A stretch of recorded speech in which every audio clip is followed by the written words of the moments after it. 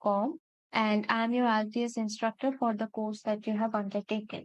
আমরা যখন আমাদের IELTS এক্সামের জন্য রেজিস্ট্রেশন করি তখন আমাদের লিসনিং, রিডিং এন্ড রাইটিং এক্সামটা দেখা যাচ্ছে একসাথে নেওয়া হয়। আর স্পিকিং এক্সাম যেটা আছে সেটা আমাদের একটা ভিন্ন দিনে একটা ভিন্ন তারিখে দিতে হয়। এই স্পিকিং পরীক্ষাটা আমাদের মেইন এক্সাম যেটা আছে সেটার 2-3 দিন আগেও পড়তে পারে, 2-3 দিন পরেও পড়তে পারে। আজকে আমি সবগুলা বিষয় নিয়ে তো কথা বলতে পারবো না, তাই আমি চিন্তা করেছি যে আমি স্পিকিং নিয়ে কথা বলবো আজকে। এন্ড স্পিকিং ও পুরাটা কমপ্লিট করা হবে না, জাস্ট ফার্স্ট পার্টটা আমি কমপ্লিট করব along with some strategies, some techniques that you can apply, and the format that you will be needing. আমি স্পিকিং এই জন্য চুজ করেছি বিকজ আমি এটা বিলিভ করি আর আমি এটা অবজার্ভ করেছি among my IELTS students through out my journey in the IELTS sector. সেটা হয়েছে যে স্পিকিং নিয়ে স্টুডেন্টসরা অনেক বেশি ভয় পায়, স্পিকিং নিয়ে স্টুডেন্টসরা অনেক বেশি নার্ভাস হয়ে থাকে। ইভেন দো আমরা যখন ছোট ছিলাম, পিচ্চি ছিলাম, আমরা যখন হাঁটাহাঁটি করা শুরু করি তখন থেকেই কিন্তু আমরা কম বেশ সেই টাইমের আশেপাশে থেকে কিন্তু কথা বলা শুরু করি। We start to speak, we start to say something. আপনি যদি অন্যান্য মডেলস এর কথা চিন্তা করেন, রিডিং, লিসনিং এন্ড রাইটিং, এটা আমরা অনেক দেরি করে শিখি। বাট স্পিকিং একটা পিচ্চিকালের হ্যাবিট, একটা পিচ্চিকালের ক্যারেক্টারিস্টিক হওয়ার সত্ত্বেও আমরা দেখা যাচ্ছে স্পিকিং এ সবচেয়ে বেশি ভয় পাই। তাই আমি দেখা যাচ্ছে স্পিকিং এর উপর বেশি ফোকাস করতে পছন্দ করব আজকের ক্লাসের জন্য, because I believe that speaking একটা অনেক ইজি পরীক্ষা। only if the students are well prepared, only if the students know যে কোন বিষয়ের উপর বেশি করে ফোকাস করতে হবে, কোনটার উপর কম করে ফোকাস করতে হবে, আর কি কি টেকনিক স্ট্র্যাটেজিস অ্যাপ্লাই করলে তারা এই স্পিকিং এক্সাম, যেটাকে তারা একটা হিমালয় পাহাড়ে উঠার মতন কঠিন মনে করে, সেটা পানির মতন সোজা হয়ে যায়। সো এখন আমরা একটু গল্পগুচ্ছ কম করে আমাদের কন্টেন্টে জাম্প করি। আমাদের স্পিকিং এক্সাম দেখা যাচ্ছে, অ্যাজ আই অলরেডি সেড, যে বাকি এক্সামস এর কম্পারিজনে একদিন অথবা 2 দিন আগে অথবা পরে নেওয়া হবে। আপনি যখন রেজিস্ট্রেশন করবেন তারিখটা আপনি তখনই জেনে নিতে পারবেন। সো ওটা আমাদের বেশি প্রবলেম না। আর আমাদের প্রিপারেশন যদি ভালো থাকে, আমরা যে কোনো সময় এই স্পিকিং এক্সামটা ইজিলি দিতে পারবো। আচ্ছা, আমাদের অন্যান্য যেই এক্সামস থাকে, লিসনিং, রিডিং এন্ড রাইটিং, সেটার জন্য তো আমরা দেখা যাচ্ছে একটা ডিফারেন্ট টাইম পেয়ে থাকি, আমরা দেখা যাচ্ছে ডিফারেন্ট ডিফারেন্ট টাইম পেয়ে থাকি, ডিফারেন্ট আমাদের স্ট্রাকচার থাকে। বাট আমাদের স্পিকিং এর জন্য কাহিনীটা হয়েছে একটু different.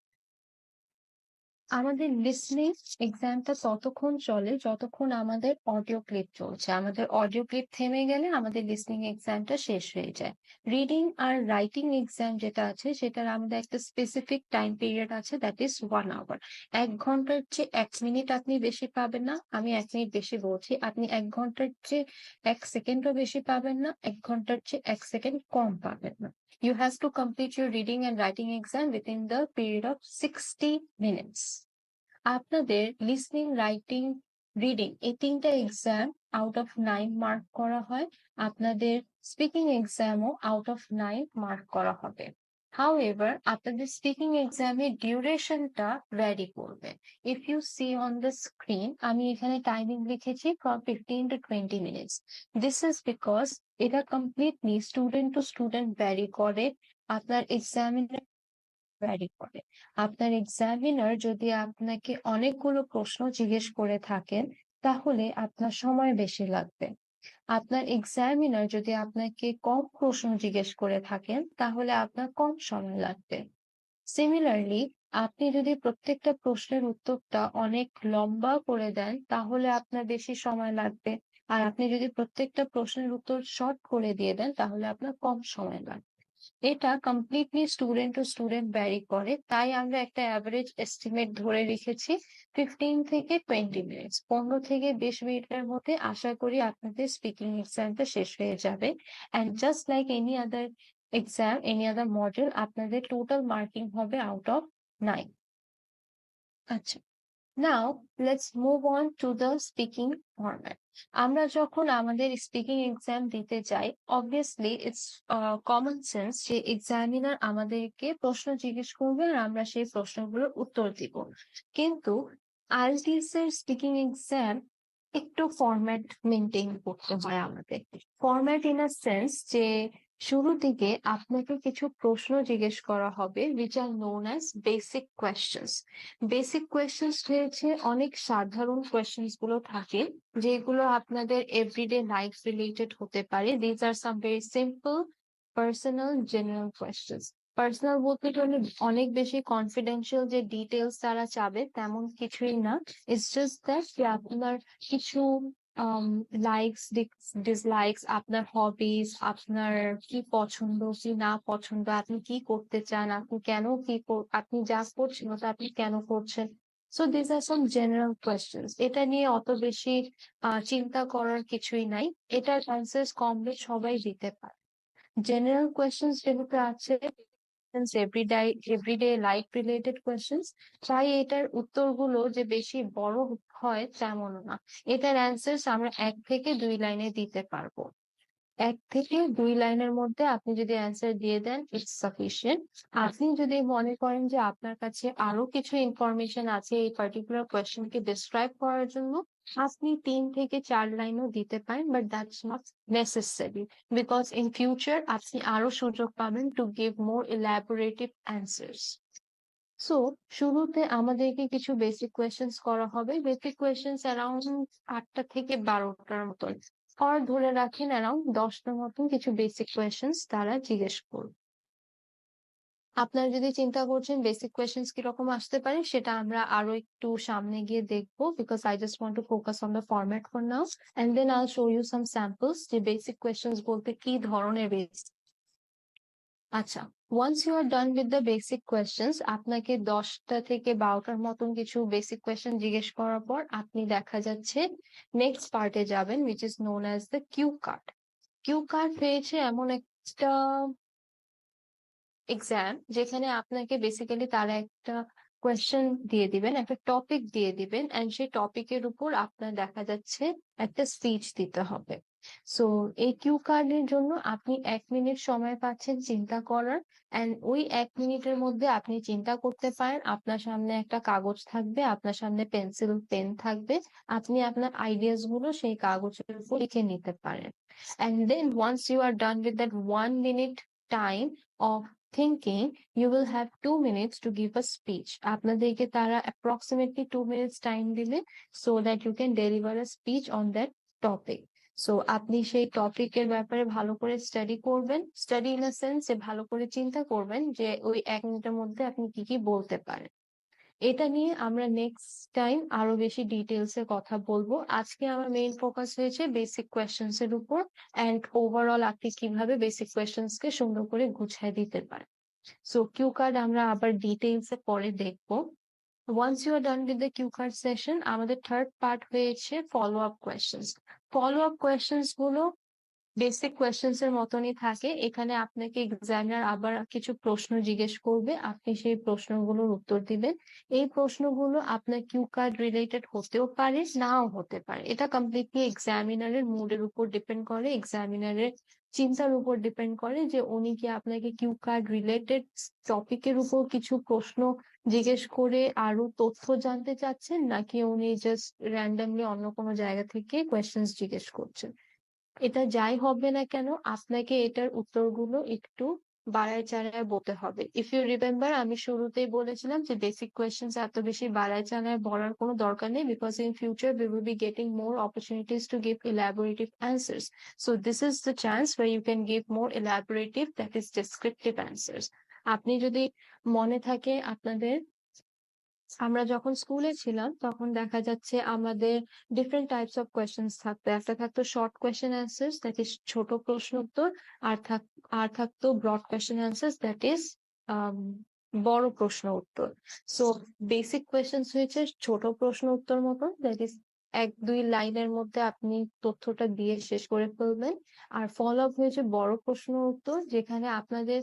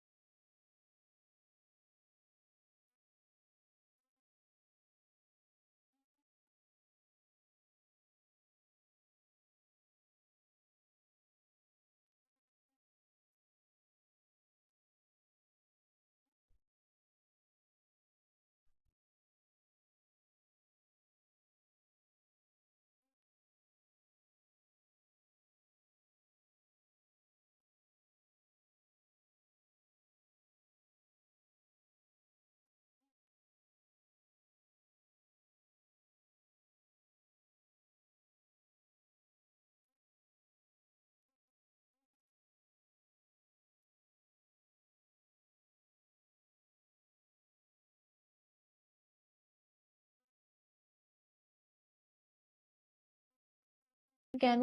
think fluently, think and speak fluently. So আপনি যখন কথা বলবেন জাস্ট বি ভেরি ফ্লুয়েন্ট। যেভাবে আমি কথা বলছি, আমি কিন্তু আপনাদের ক্লাস নেওয়ার সময় কোনো স্পিচ রেডি করে বসি নেই। আমি চিন্তা করছি এন্ড কথা বলে যাচ্ছি। And I'm also trying to be coherent. Coherent মানে হয়েছে, as I was saying earlier, যে অফ টপিক, irrelevant কোনো কথা বলা যাবে না। আমি আপনাদেরকে এখন যাই কিছু বলছি না কেন, it has to be related with speaking, because সেটাই আজকে আমার ক্লাসের মেইন কন্টেন্ট, সেটাই আমার ক্লাসের মেইন উদ্দেশ্য। এখন আমি যদি স্পিকিং ক্লাসে আপনার সাথে রিডিং নিয়ে কথা বলা শুরু করি, অথবা আমি আপনার সাথে স্পিকিং ক্লাসে আমার পার্সোনাল লাইফ নিয়ে কথা বলা শুরু করি, আমি আপনাদের স্পিকিং ক্লাসে যদি কোনো টুরিস্ট স্পট নিয়ে কথা বলা শুরু করি without showing any coherency, then it is completely off topic. হ্যাঁ, বলতে পারেন যে reading is also a part of our IELTS exam, but I'm not able to show you any coherency. I'm not able to show you any co-relationship between my subjects of speech. Therefore ওটা irrelevant হিসেবে count করা হবে, ওটা of টপিকে চলে যাচ্ছে। হতে পারে যে হ্যাঁ, টুরিস্ট স্পট আমি কিউ কার্ডে আনতে পারি, but if I am not able to show you যে কিউ কার্ডের যে টুরিস্ট স্পট যে টপিকটা আছে সেটা স্পিকিং এর সাথে কেমনে কানেক্টেড, আপনি কিন্তু হারিয়ে যাবেন যে আমি স্পিকিং এর মাঝখানে টুরিস্ট স্পট নিয়ে কেন কথা বলছি, আর বলছি তো বলছি, এত বেশি কথা বলছি কেন। So we need to have that co-relationship, we need to have coherency. আর ফ্লুয়েন্সি তো বলেছি, দ্যাট ইজ একটানা কথা বলতে হবে, মাঝখানে থামা যাবে না আননেসেসারি, আর চিন্তা করার সময় আমরা আননেসেসারি সাউন্ড করতে পারবো। দেন হয়েছে নেক্সট আমাদের lexical resources and vocabulary. Lexical resources শুনতে একটু কঠিন লাগতে পারে, সিম্পল ওয়ার্ডস এ বলি ভোকাবুলারি। ভোকাবুলারি শুনতে কঠিন লাগলে আপনি বলতে পারেন টার্মিনোলজি, দ্যাট ইজ আমরা কোন ধরনের শব্দ ব্যবহার করছি। আমি কিন্তু শুরু থেকে যখন কথা বলা শুরু করেছি, আমি এটাই চিন্তা করে রেখেছিলাম যে I would try to keep my speech, my classes as simple as possible. যত সিম্পল ভাষায়, যত সিম্পল শব্দের মধ্যে নেওয়া যায় তত সিম্পল রাখার চেষ্টা করছি। হ্যাঁ, শুরুর দিকে আমি একটু একটা ফ্রেজ ইউজ করেছিলাম, let's not bit around the Bush, but that was just for introducing today's topic and for introducing the content. So আমরা যখন কথা বলবো আমাদেরকে ভোকাবুলারির অনেক খেয়াল রাখতে হবে। আমি যেহেতু আপনাদের সাথে বেসিক লেভেলের ক্লাসেস নিচ্ছি, তাই আমি শুরুতে আমার ভোকাবুলারি বেসিক রাখবো। হাউএভার আস্তে আস্তে যখন আমাদের ক্লাস একটু অ্যাডভান্স লেভেলের দিকে যাবে, তখন আমাদের ভোকাবুলারিও কিন্তু অ্যাডভান্সের দিকে যাওয়া শুরু করবে। সো আমরা যখন কথা বলছি, আমরা যখন কাজ করছি, we need to make sure যে আমাদের শব্দগুলো যেটা আমরা সঠিকভাবে ইউজ করছি। Speaking it is very important that you choose the right word, the most appropriate word. অনেক স্টুডেন্টসরা থাকেন যে তারা অনেক অলরেডি শিখে এক্সাম হলে যান, এন্ড দেন আননেসেসারি জায়গায় তারা সেই ভারী শব্দগুলো ব্যবহার করার চেষ্টা করে।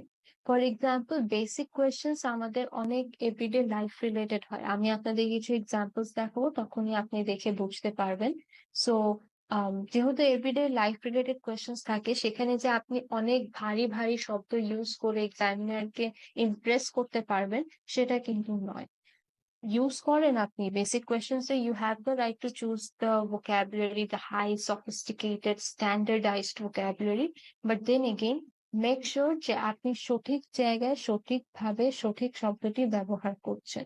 যদি আপনার শব্দটা আননেসেসারিলি ইররেলেভেন্ট যদি কোনোভাবে মনে হয়, তাহলে দেখা যাচ্ছে এক্সামিনার সেটার জন্য মার্কস কাটতে পারে। হাউএভার কিউ কার্ড আর ফলো আপে অবশ্যই চেষ্টা করবেন ভালো স্ট্যান্ডার্ডাইজ সফিস্টিকেটেড টার্মিনোলজিস ইউজ করা। দেন 3 নাম্বার পয়েন্ট হয়েছে আমাদের grammar, which is very very important, and unfortunately আমি যেটা অবজার্ভ করেছি যে অনেক স্টুডেন্টসরা গ্রামারে অনেক বেশি দুর্বল থাকেন। সো গ্রামারের উপর আমাদের অনেক বেশি ফোকাস করতে হবে। গ্রামার কোনো এক দুইটা টপিকের মধ্যে কভার করা হয় না, গ্রামার কিন্তু অনেক বেশি বিশাল একটা কন্টেন্ট। গ্রামারের মধ্যে আমাদের সেন্টেন্স কনস্ট্রাকশন আসে, সেন্টেন্স কনস্ট্রাকশনের নিয়ম আছে, সেই নিয়মটা আমাদের ফলো করতে হবে। দ্যাট ইজ হয়েছে সেন্টেন্সের শুরুতে সবসময় আমাদের সাবজেক্ট থাকবে, তারপরে অক্সিলারি ভার্ব, তারপর main verb and then the object, and if we have any other detail তখন আমরা সেটা অ্যাড করব। সো আমাদের সেন্টেন্স সাজানোর যে নিয়মটা আছে সেটা সবার আগে জানতে হবে।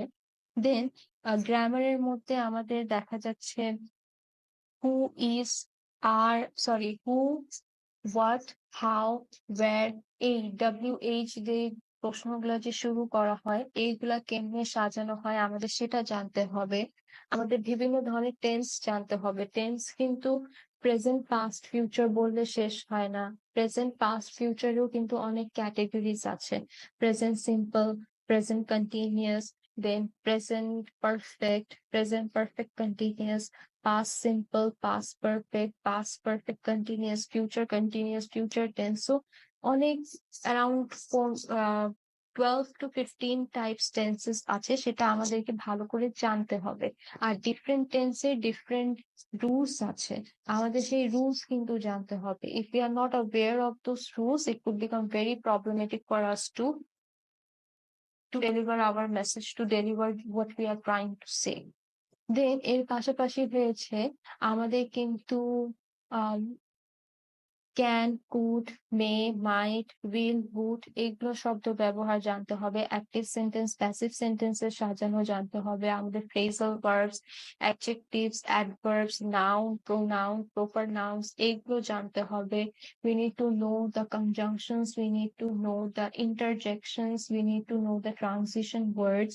Then apart from that, we also need to know the use of different words: have, has, had, do, does, these, was, were, singular, plural, এগুলো অনেক কিছু আছে গ্রামারের মধ্যে। So we need to know all these things in details.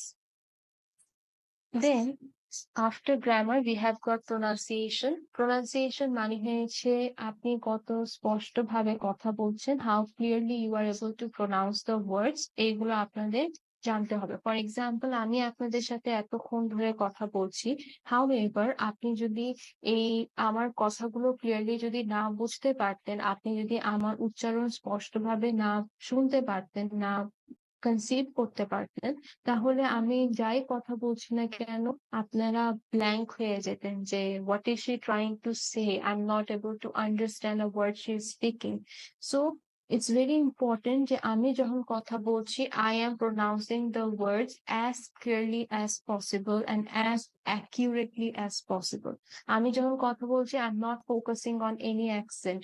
অনেক স্টুডেন্টসরা প্রোনাউন্সিয়েশনের সাথে অ্যাকসেন্টকে mix করে ফেলেন, যে সে আমেরিকান অ্যাকসেন্টে কথা বলছে, সে ব্রিটিশ অ্যাকসেন্টে কথা বলছে, সে জার্মান অ্যাকসেন্টে কথা বলছে, সে ফ্রেঞ্চ অ্যাকসেন্টে। আমাদের প্রোনাউন্সিয়েশনের সাথে অ্যাকসেন্টের কোনো কানেকশন নাই। অ্যান্ড আর একটা বুলেটিং পয়েন্ট, সেটা হয়েছে IELTS এর মধ্যে কোনো ধরনের অ্যাকসেন্টকে প্রায়োরিটি দেওয়া হয় না, বিকজ এক্সামিনার্সরাও জানে যে IELTS একটা ইন্টারন্যাশনাল এক্সাম, ইংলিশের উপর নেওয়া হচ্ছে, এন্ড এখানে বিভিন্ন জায়গা থেকে স্টুডেন্টসরা এসে এক্সাম দিয়ে থাকেন। সো অবভিয়াসলি সবাই কিন্তু সব প্রোনাউন্সিয়েশন পারবেন। সো আমি যেভাবে কথা বলি, আমার যে বাংলাদেশি অ্যাকসেন্ট আছে, বাঙালি ভাবে আমি যেভাবে কথা বলি, আমি সেইভাবে ইংলিশে কথা বলা শিখেছি, অ্যান্ড আমি সেই অ্যাকসেন্টেই আপনাদের সাথে কথা বলছি, অ্যান্ড সেইভাবেই আমি এক্সামিনারের সামনে গিয়েও কথা বলবো। So for that reason, do not confuse accent and pronunciation. Just be very clear about what you are saying. Just be very clear about the words you are speaking, and আওয়াজটা ঠিকঠাক রাখবেন। Just be confident যে আপনি যেটা বলছেন সেটা সামনের মানুষ যাতে ক্লিয়ারলি বুঝতে পারে। And then 5 নাম্বার হয়েছে আমাদের ম্যানার্স, দ্যাট ইজ আমরা এক্সামিনারের সামনে কেমনে হাব ভাব রাখি, আমাদের পার্সোনালিটি, অ্যাটিটিউড, যেটা আমি একবারে শুরুতে বলছিলাম, সেই বিষয় নিয়ে আমাদেরকে ওভারঅল মার্কিং করা হয়। So this are the 5 points যেটার উপর আমাদেরকে অনেক বেশি ফোকাস রাখতে হবে, বিকজ এটা আমাদের এক্সামের মার্কিং এর উপর অনেক বেশি ইম্পর্টেন্স রাখে। এর পাশাপাশি we have got certain speaking skills that need to be demonstrated, that is আমাদেরকে দেখাতে হবে। এগুলা জাস্ট আমি রিডিং করে আপনাদেরকে ইন শর্ট বুঝাই দিচ্ছি, আপনারা এটা বাসায় স্টাডি করলে নিজেও পারবেন। দ্যাট ইজ হয়েছে প্রোভাইডিং ইনফরমেশন ডেসক্রাইবিং। আমি আপনাদেরকে এটা বলেছি যে ফ্লুয়েন্সি অ্যান্ড কোহেরেন্সির উপর আপনার ফোকাস করতে হবে, বাট যদি আমি আপনাদেরকে ডেসক্রিপশন না দিতাম যে ফ্লুয়েন্সি বলতে কি বোঝাচ্ছি,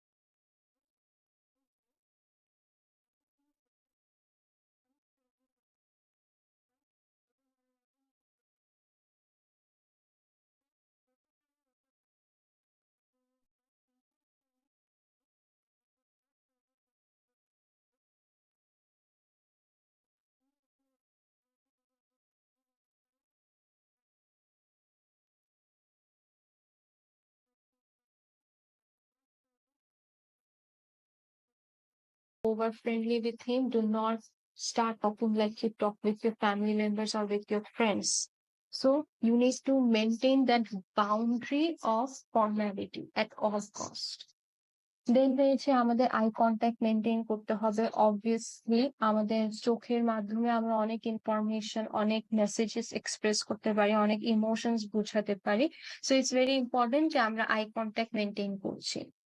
দেন 4 নাম্বার হয়েছে do not give one word answer. এটা আমি শুরুতেই বলেছিলাম যে এক শব্দের প্রশ্নের উত্তর দেওয়া যাবে না, আপনাকে ফুল বাক্য সাজায় উত্তর দিতে হবে। আপনি যত এক্সপ্লেইন করার প্রয়োজন আছে তত বেশি এক্সপ্লেইন করবেন। Do not generalise, rather try to personalise your answers. That mean হয়েছে যে আপনি যখন আপনার স্পিকিং এক্সামের যে অ্যান্সার্স গুলো দিচ্ছেন, personalise point of view, that is I, me, my, myself, এইগুলো শব্দ ইউজ করবেন। এটা বলবেন না যে people do this, you can do that, we can do that. No, do not talk about general perspective, talk about your perspective. I think that outdoor games are more beneficial. Outdoor games can bring me a lot of advantages. I think that I have developed myself in the field of cricket. I think that uh, football is not my cup of tea. এইগুলো যতই sentences আমি বলেছি সব I, me, myself, me, my, এগুলা নিয়ে। So you need to keep that perspective, because speaking হয়েছে one to one. ওরা কিন্তু আপনার ব্যাপারে জানতে চাচ্ছে, not what the general public things. Then হয়েছে নো শর্ট ফর্মস, এটা ব্র্যাকেটে দেওয়াই আছে। আপনি কান্ট ইউজ করতে পারবেন না, ক্যান নট বলতে হবে। আপনি এনএসসি বলতে পারবেন না, ফুল ফর্মে নর্থ সাউথ ইউনিভার্সিটি বলতে হবে। কোন ধরনের ইনফর্মাল ওয়ার্ডস ইউজ করা যাবে না, মম বলা যাবে না, মাদার বলবেন, ড্যাড বলা যাবে না, ফাদার বলবেন। আপনার যদি কোন ধরনের প্রশ্ন জিজ্ঞেস করতে হয় আপনি জিজ্ঞেস করতে পারেন, এখানে লেখা আছে ইফ নিডেড, আপনার যদি দরকার পড়ে তাহলে আপনি করবেন। এমনি কিন্তু প্রশ্ন জিজ্ঞেস করতে চেয়ে না, because examiner might not like it. So if you need to ask questions, you can do that, but be formal. Questions এর মধ্যে আপনি কি জিজ্ঞেস করতে পারেন? আপনি অবভিয়াসলি এক্সামিনারকে এটা জিজ্ঞেস করবেন না যে হোয়াট ইজ ইউর নেম। আপনি এক্সামিনারকে এটা জিজ্ঞেস করবেন না যে how much are you going to score me. আপনি কি করতে পারেন প্রশ্নের মধ্যে, যে ফর এক্সাম্পল আপনি যদি কোনো প্রশ্ন না বুঝে থাকেন, আপনি ওনাকে জিজ্ঞেস করবেন যে can you please rephrase the question.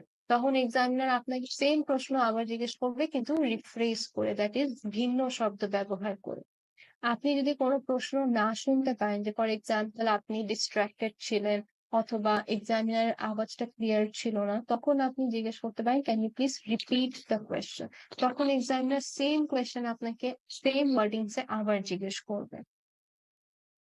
And then তারপর 9 and 10 নাম্বার পয়েন্টস হয়েছে ভেরি কমন পয়েন্টস, যেটা আমি শুধু স্পিকিং এক্সামে না সব ধরনের কনভারসেশনস এর জন্য আপনাকে বলবো একটু কেয়ারফুল থাকবেন। সেটা হয়েছে whenever you are talking with someone, not only for your speaking exam but anyone, do not talk about politics, do not talk about religion, do not talk about gender, do not talk about race. ধর্ম, রাজনীতি, লিঙ্গ এবং জাত নিয়ে কথা বলাটা avoid করবেন, because এই চারটা টপিকস অনেক বেশি কন্ট্রাডিক্টরি হতে পারে, ইন আ সেন্স যে ডিফারেন্ট মানুষের ডিফারেন্ট ওপিনিয়ন থাকতে পারে, ডিফারেন্ট মানুষের ডিফারেন্ট পার্সপেক্টিভ থাকতে পারে, ডিফারেন্ট মানুষের ডিফারেন্ট পার্সোনাল অ্যাটাচমেন্ট থাকতে পারে উইথ দিস টপিকস। তো আপনি যদি এমন কোনো একটা কথা বলেন যেটা এক্সামিনারের পছন্দ হবে না অথবা সামনের মানুষের পছন্দ হবে না, there can be a debate. Examiner আপনার সাথে বেশি ডিবেটে যাবে না, কিন্তু হ্যাঁ এক্সামিনার আপনার মার্কস কেটে ফেলবে। জন্য এই জিনিসগুলো আপনার একটু অ্যাভয়েড করতে হবে। আর আমি আপনাদেরকে যে marking criteria, skills and points এগুলো দিয়েছি, এগুলো কিন্তু আপনার through out the entire speaking exam মনে রাখতে হবে। So yes, that's it. এটা ছিল আমাদের ফরম্যাট, এটা ছিল আমাদের মার্কিং ক্রাইটেরিয়া, এটা ছিল কিছু সাইট ইনফরমেশন যেটা আপনাদেরকে এক্সামের টাইমে হেল্প করবে। সো আজকে আমরা দেখা যাচ্ছে বেসিক কোয়েশ্চেন্স এর উপর ফোকাস করবো। আমি আপনাদেরকে কিছু স্যাম্পল কোয়েশ্চেন্স দেখাবো এখন। I hope it would be useful for you. Here it is. Sample questions এর জন্য এখানে আমি ডিফারেন্ট টপিকস এর মধ্যে ডিভাইড করেছি, ইন আ সেন্স যে I have broken down the questions into different topics, in a sense যে accommodation and hometown related কিছু questions আছে এখানে, then তারপর hometown and weather related কিছু questions আছে, and then we have got work related questions, we have got volunteer work related questions, hometown related questions against high school and hometown related lifestyle and work. So let's go through the first 10 questions. এখানে accommodation and home town related কি জিজ্ঞেস করেছে যে where is your home town, আপনার দেশের বাড়ি কোথায় আছে। সো আপনার দেশের বাড়ি যদি ঢাকায় থাকে আপনি বলবেন যে my home town is in Dhaka, my home town is in Rajshahi, my home town is in Chittagong. What do you like about it, about it বলতে গেলে আপনার হোম টাউনকেই তারা রেফার করছে যে আপনি আপনার হোম টাউনের ব্যাপারে কি পছন্দ করেন। মাই home town is in Dhaka and I like the food over here very much, and I love the culture of Dhaka city a lot. What do you not like about it? Since my hometown is Dhaka city, what I do not like is the overpopulation. What I do not like is the pollution. What I do not like is the traffic jam. How important is your hometown to you? To me, my hometown is very much important. I love Dhaka city, although it is not a very much appreciable. It is not a city that is counted among the best one. Rather, it's the opposite. However, I am very much attached to it because I'm born and brought up over here. I have learned everything by living on this soil. So it's very important and very close to my heart and soul. Next question. Do you think you will continue to live in your hometown? It can be a very difficult question because আমরা সবাই দেখা যাচ্ছে বাইরে যেতে পছন্দ করি। But then again, we should always try to express patriotism in front of other. অন্যদের সামনে আমাদের দেশভক্তি দেখানো উচিত যে আমরা আমাদের দেশকে অনেক পছন্দ করি। So even if you are thinking যে আপনি বিদেশে যাবেন, বিদেশে গিয়ে সেটেল, তারপরও আমি আপনাদেরকে এনকারেজ করব to say yes to you want to live in your hometown. So yes, I want to live in my hometown. In the near future, I might travel to different countries. I might move for my higher studies to a different country, and I might live and work over there for a couple of years. But eventually, I'll come back to my country, to my hometown, because it is very close to me. Let's move on to talk about accommodation. Accommodation হয়েছে যেখানে আপনি থাকেন, that is your place of residence. So tell me about the kind of accommodation you live in. আপনি বাংলোতে থাকতে পারেন, অ্যাপার্টমেন্টে থাকতে পারেন, ফ্ল্যাটে থাকতে পারেন, আপনি কোনো পেন্ট হাউসে থাকতে পারেন। So আপনি যেখানে থাকেন আপনি সেটার ব্যাপারে কথা বলবেন। Does the place you live in have many amenities? Amenities মানে হয়েছে ফ্যাসিলিটিস। আপনি যেখানে থাকেন সেখানে কি আপনি অনেক ধরনের ফ্যাসিলিটিস পাচ্ছেন কিনা? ইয়েস, আমরা যখন অ্যাপার্টমেন্টে ফ্ল্যাটে থাকি তখন আমরা দেখা যাচ্ছে বিভিন্ন ধরনের ফ্যাসিলিটিস পাচ্ছি, যেমন হয়েছে পার্কিং ফ্যাসিলিটিস আছে, সিকিউরিটি আছে, then we are getting the heat and utility facilities, that is electricity supply, gas supply, water supply আমরা পাচ্ছি। দেন আমরা দেখা যাচ্ছে সেখানে অনেক অ্যাপার্টমেন্টে সুইমিং পুল থাকে, জিম থাকে, দেন ওখানে ফ্রি স্পেস থাকে, গার্ডেন থাকে, এন্ড দেন ওখানে আরো বিভিন্ন ধরনের আহ অনেকরা তো এখন দেখা যাচ্ছে জেনারেল স্টোর, ডিপার্টমেন্ট স্টোরস ও ডিপার্টমেন্টের ভিতরে। So you can talk about those as well if you have any. Then is there anything you would like to change about the place you live in, that is আপনি যেখানে থাকেন সেখানে আপনি কোন ধরনের পরিবর্তন আনতে চান কিনা। হতে পারে that you want to bring some changes. For example, আপনার অ্যাপার্টমেন্টে সিকিউরিটি কম আছে, you have a security guard কিন্তু সিসিটিভি ক্যামেরা নাই। সো আপনি চাচ্ছেন ওখানে একটা সিসিটিভি ক্যামেরা ইনস্টল করা হবে। আপনি দেখা যাচ্ছে আপনার অ্যাপার্টমেন্টে স্পেস আছে কিন্তু সেই স্পেসে তারা দেখা যাচ্ছে পার্কিং পার্কিং এর ফ্যাসিলিটি নাই, অথবা একটা বাসায় একটা গাড়ি পার্ক করা যাবে। আপনি যদি মনে করেন যে একটা বাসায় একটার চেয়ে বেশি গাড়ি পার্ক করার দরকার আছে, তো আপনি সেটার ব্যাপারে কথা বলতে পারেন। You can talk about gym, you can talk about the open space, because এখন যেহেতু অনেক বেশি বিজি লাইফ হয়ে গেছে, সবার কাছে এত সময় থাকে না যে ধুরে ধুরে জিমে যাবে, ধুরে ধুরে সুইমিং পুলে যাবে। সো ওখানে if you think that your apartment has the capacity to install a gym or install a swimming pool, তাহলে আপনি সেটার ব্যাপারে কথা বলতে পারেন। You can give your suggestions over here. Then do you plan to live there for a long time? আপনি কি মনে করেন যে আপনি আপনার অ্যাপার্টমেন্টে অথবা ফ্ল্যাটে অথবা আপনার বাংলো, আপনার পেন্ট হাউস যেখানে আপনি বর্তমানে আছেন সেখানে গিয়ে আপনি অনেক লম্বা সময়ের জন্য থাকতে পারবেন, থাকতে চান কিনা? Do you plan to live on them? So if you think যে আপনি থাকতে চান, হ্যাঁ ওটা আপনার পার্সোনাল প্রপার্টি, তাহলে আপনি ওখানে obviously you are planning to live over there for a long time. হতে পারে যে আপনি নিয়ার ফিউচারে আপনি আপনার জব যদি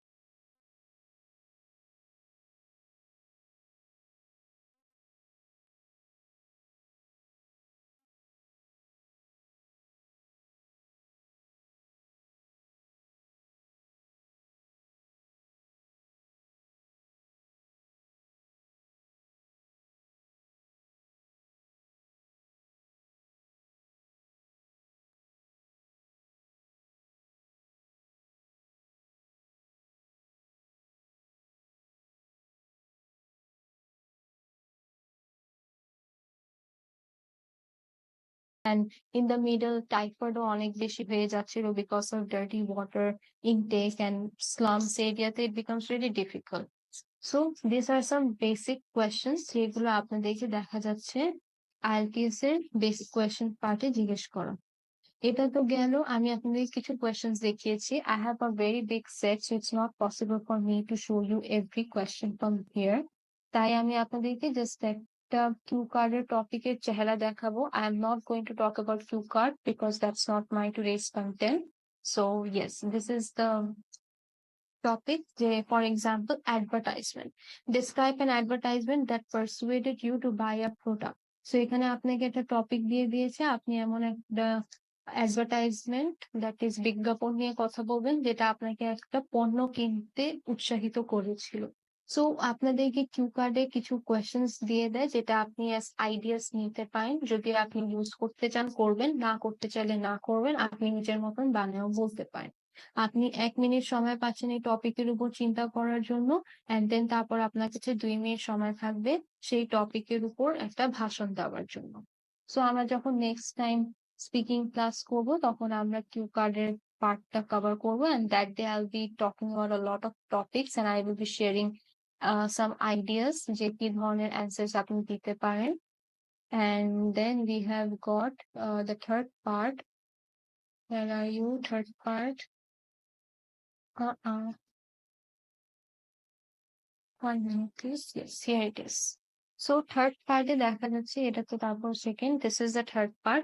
Advertisements related আপনাকে দেখা যাচ্ছে তারা কোয়েশ্চেন জিজ্ঞেস করছে। হতে পারে এই কোয়েশ্চেন আপনার যদি মনে হয় আমরা যে ফার্স্ট টু কার্ড দেখেছিলাম সেখানে কিন্তু অ্যাডভার্টাইজমেন্ট রিলেটেডই ছিল। সো এটাও হতে পারে যে আপনি এই অ্যাডভার্টাইজমেন্ট রিলেটেড কিছু কোয়েশ্চেন্স আপনাদেরকে করবেন, and you have to give elaborative answers over here. দেখেন এখানে টোটাল 7টা কোয়েশ্চেন জিজ্ঞেস করেছে, বেসিক কোয়েশ্চেন কিন্তু আরো বেশি ছিল, 8, 9, 10টা কোয়েশ্চেন ছিল বেসিকে। সো এখানে আপনাকে 7টার মতন কোয়েশ্চেন জিজ্ঞেস করেছে। What are the popular types of advertising in today's world? এখনকার দিনে কোন ধরনের বিজ্ঞাপন বেশি ফেমাস হয়? আই ডু নট থিঙ্ক যে এখনকার দিনে নিউজ পেপার অথবা বিল বোর্ডস এর বিজ্ঞাপন বেশি ফেমাস হয়, because people are very much involve in their mobile phones and social media, and that's why you can see যে in while we are using social media accounts, we often get different kind of advertisement, food panda, then panda mart, and then tarpore daras, then we have got Amazon. সব advertisement কিন্তু ওখানকারই আসতে থাকে।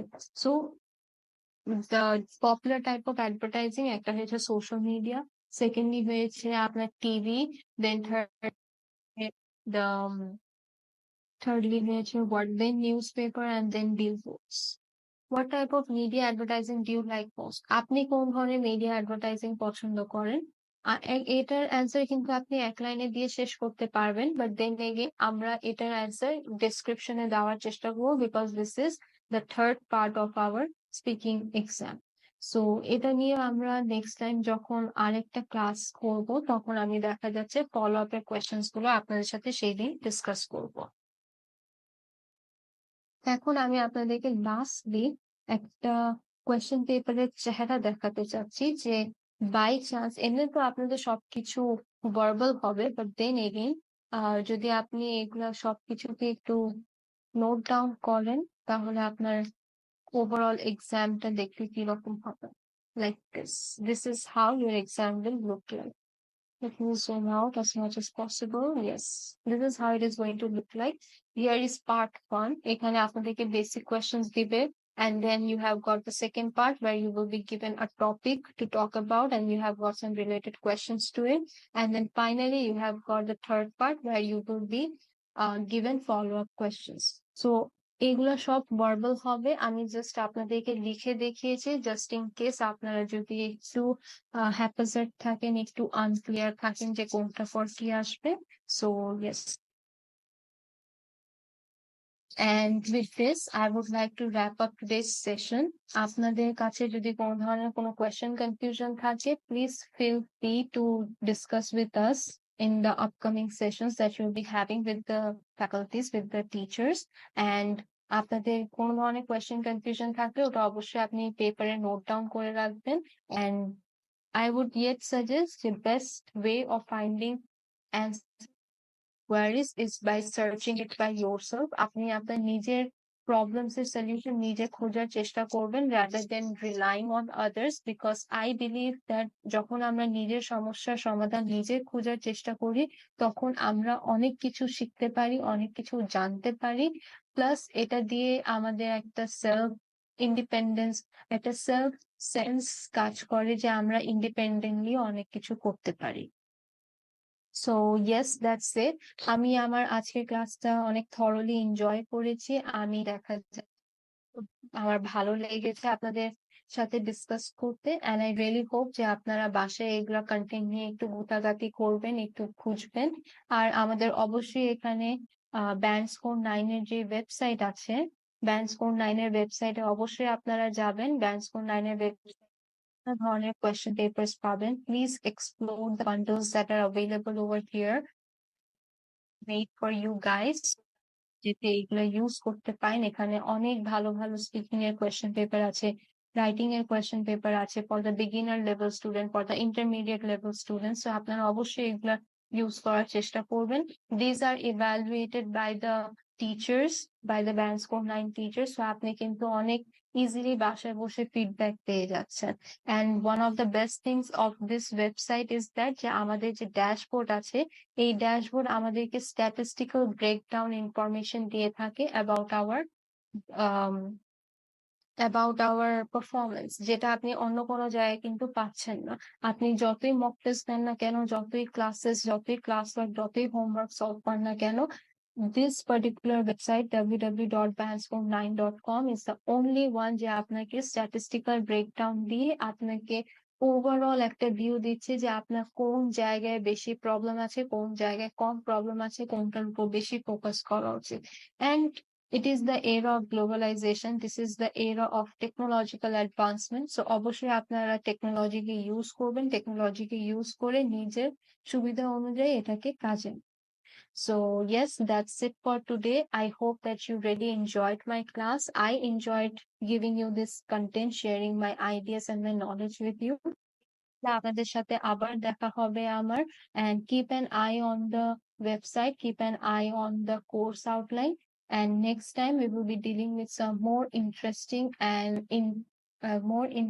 and enthusiastic, thrilling modules and lectures, inshallah. Allah Hafiz, take